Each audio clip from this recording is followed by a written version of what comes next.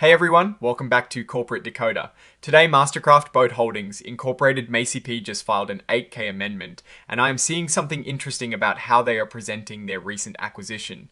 Quick note, this is not financial advice, just my take on public filings for educational purposes. This amended filing essentially adds the financial meat to the bones of a deal announced earlier this year, and it gives us a clearer look at what this combined company might look like, at least on paper. So what exactly is this filing? Well, MasterCraft Boat Holdings Incorporated, or MCFT as you might know them, already filed a report back in May to announce they had completed the acquisition of a company called Marine Products Corporation.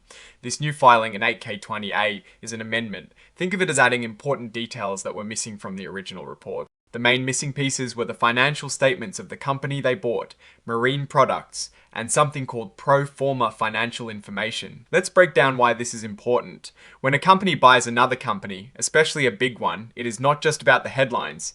You need to see the financial health of the company being acquired, and you also need to see how the two companies combined would have looked financially. This amendment is doing just that. It's providing the audited financial statements for Marine Products for the past few years.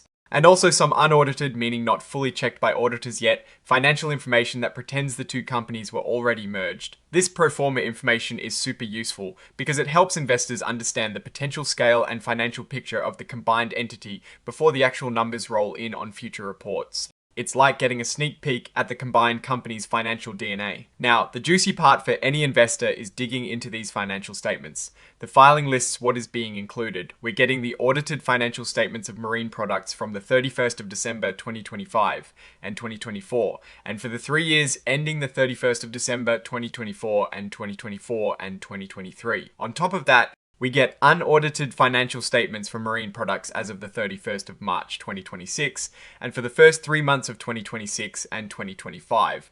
This gives us a pretty solid look at Marine Products' recent financial past. Then we have the pro forma financial information. This is where they are modeling what the combined company would look like. They've put together a pro forma condensed combined balance sheet as of the 29th of March 2026.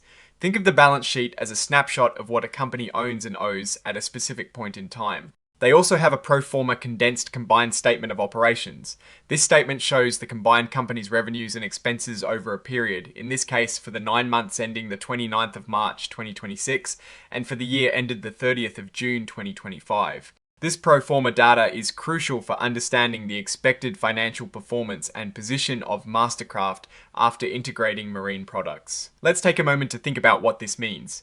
MasterCraft is a maker of recreational boats, and Marine Products is also in the marine manufacturing space.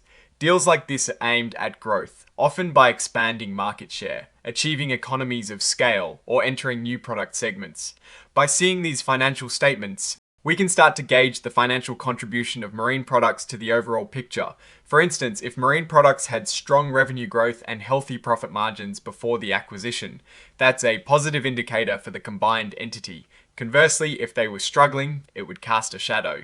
This is where the Warren Buffett style of looking at a business comes into play, understanding the underlying health and profitability of the assets being acquired. The pro forma financial statements are a bit more speculative, but incredibly informative.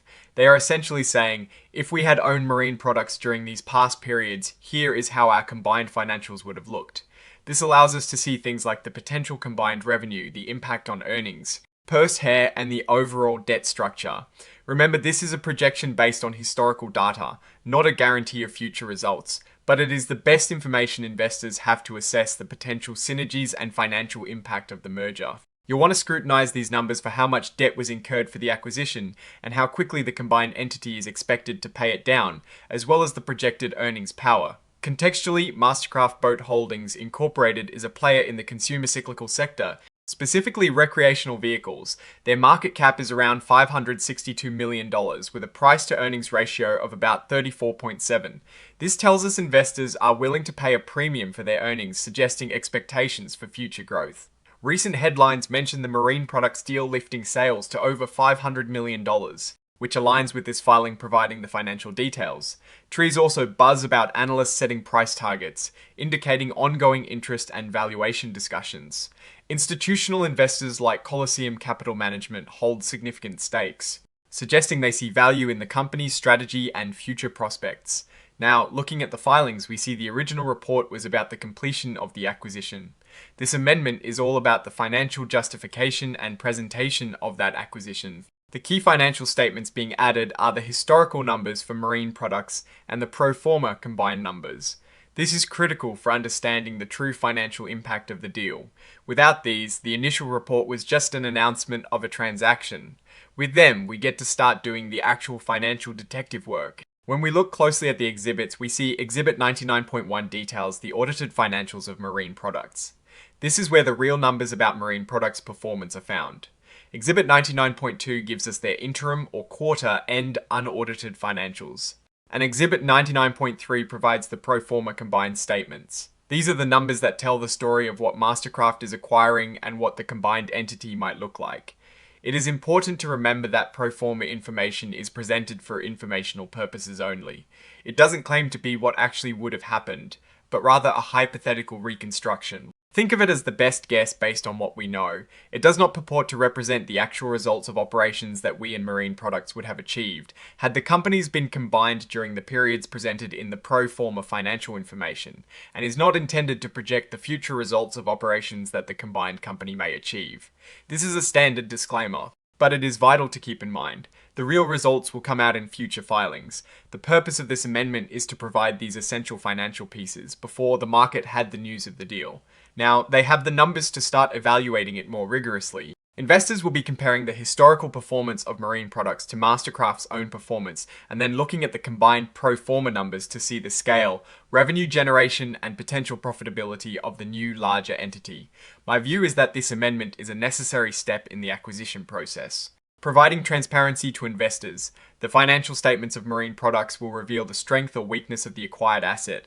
The pro forma statements will give us a preliminary glimpse into the synergies and financial dynamics of the combined company. What I am actually looking for in the next few quarters are the actual combined results to see if they match or exceed the pro forma expectations. If the integration is smooth and the projected benefits materialize, this acquisition could be a significant growth driver for MasterCraft. However, if there are integration issues or the acquired business underperforms, it could weigh on MasterCraft's financials. Oh, and the research tools I actually use are linked in the description. They help keep this channel going. That is my take. Stay decoded. Like, comment, subscribe, and join our Discord in the description.